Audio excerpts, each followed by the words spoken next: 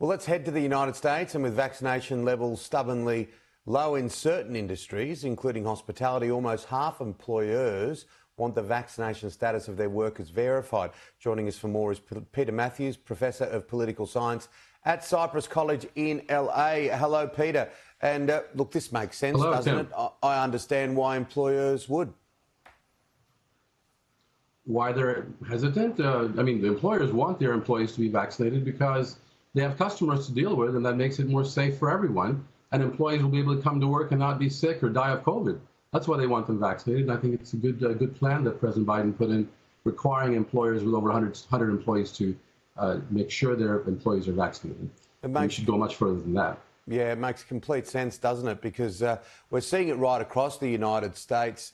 Look, sport tends to be the thing that catches our eye, particularly in the basketball with Irving, and it can absolutely destroy a business if, you know, you have multiple cases of COVID. So they need to put these lines in the sand. It's been going for 18 months. Absolutely. And these sports figures are celebrities. A lot of young children look at them as role models, and now we're coming up on children getting vaccinated, and we need to move forward on that. My daughter is only 9 years old. My wife and I are so excited about this new vaccine, the Pfizer vaccine, getting approved, hopefully really soon here by the FDA, so they can get vaccinated and go to school safely. So this is very important. Sports figures have a lot of responsibility. They should really get on with it. Now, COVID cases in the US, well, they're trending downwards at the moment, which is a good thing. They have been trending downward, and it's because a lot of vaccinations have been going on, although we only have about 57% of our entire population vaccinated. 57% is not even close to the 90% that we need to fight and kill the Delta variant. So we got ways to go, but the vaccinations have actually helped to drive the numbers down to some extent. There's still, you're looking at around close to 2,000 people a day that are still getting infected in the United States, that are dying. Close to 2,000 people a day are dying, which is tremendous. And that has to stop. We have to get things going on here. What about Donald Trump going with his new social media platform? Yes, he certainly needs, if he wants to run again or have a public presence. He lost Twitter, and that was a tremendous presence that he lost to millions of people that were following him. And now he's trying to get on his new platform, which I don't know if it's going to work or not. It's certainly on the stock market, it's been shooting up because people think Trump can bring a lot of viewers and a lot of users. And so the stock market goes up, and then all of a sudden goes down on this new platform sponsor. But still, it's wait to be seen how it'll work out for Mr. Trump. This is awfully sad news, what's happened on the set of a movie with Alec Baldwin. It's quite extraordinary, really. And it does play to the whole idea of how available live guns are in the US.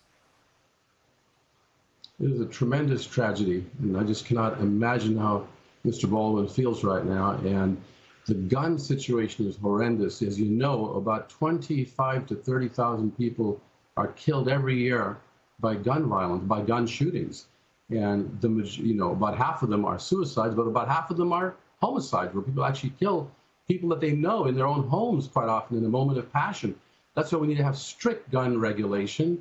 We have to ban these assault weapons as well, but the handguns are the worst, most pernicious devices, as was used in this movie set. So it has to be brought under control. I keep saying that, but these big gun manufacturers have a lot of money in politics. They influence members of Congress. They scare them not into voting against gun control.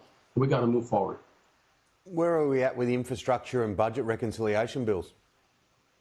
That's a remarkable issue right now, and it's huge because if President Biden had gotten his way and the $3.5 trillion was spent in this budget reconciliation bill to bring in human infrastructure and some physical infrastructure, then you would have a real expansion of the economy. And matter of fact, that would be only about 1.1% of the GDP. If you look at President Roosevelt's New Deal, that was also a big infrastructure bill that helped America. That New Deal was 2.8% of the GDP. This is a smaller portion of what the Americans produce, what we produce every year. And it's not that much money, and yet the Manchin and Sinema, the two senators, are blocking it, and they're getting it cut down to half its size. Maybe 1.9 trillion, if Biden is lucky, will get done. And it will, in fact, bring in some programs that will help, like child care and elder care, but also infrastructure, some infrastructure, and also things that will help, like rebuilding our schools. Unfortunately, President Biden is going to have to cut out, or probably will end up cutting out, the community college tuition-free community college, which was in that bill, if he had gotten full funding. Now, I would have suggested, cutting the funding if you have to in half to please these two senators. And then what you do is you just extend it over a 5-year period rather than 10. You keep the same funding amount, but you shorten the period of spending so you can cut the expenditures. And then if people want to continue, they can extend that spending or they can let it go. That would have been the best way to go, in my view. Schools in New South Wales have gradually been going back here in Australia. Tomorrow we see virtually all school children back in classrooms. We haven't spoken about it much recently. How has it gone in the US? Children have gone back to school, every one of them, public schools and private schools, which make up about 15%, by the way, of the student population. That's private schools. But public schools have gone back. They've all gone back. And some schools are handling it much better than others. They're the ones that have been wearing masks and mandating masks for the children and enforcing it have a fraction of the infection that they've come down with.